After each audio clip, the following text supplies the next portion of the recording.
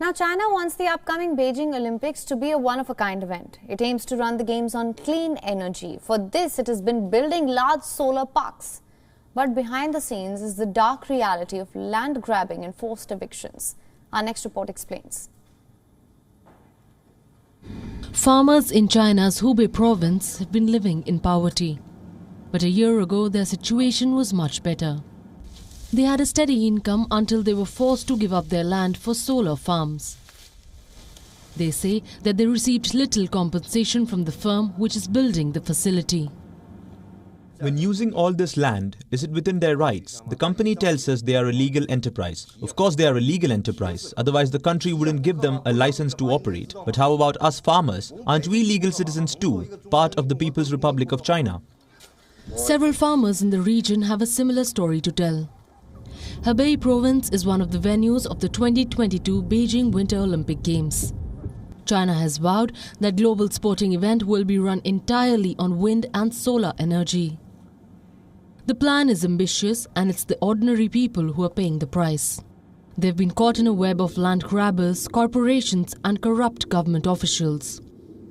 Locals say they were beaten up by the police and even jailed for resisting forced evictions. After we entered the court, they called us in a group, pointing at our heads, telling us don't say anything or you'll be jailed. When telling us to sign a document, we should at least be able to see the content, but they said sign it or you'll be jailed. The regional government prides itself in spearheading the renewable energy revolution. Activists say that on paper everything looks fine. Authorities promised a compensation and say that villagers who forego their land will receive free electricity from the solar power plant. But firms have been taking advantage of loopholes in the regulations. They list farmland as wasteland in order to avoid paying the amounts due.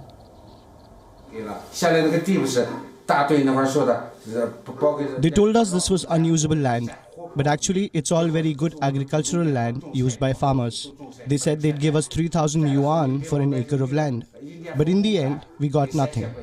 The money they told us we can get from selling our excess electricity, they haven't given us anything.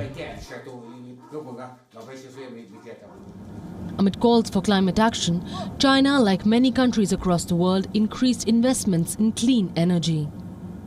But blatant disregard for rights mean that poorer sections of the society are unlikely to benefit from the initiative.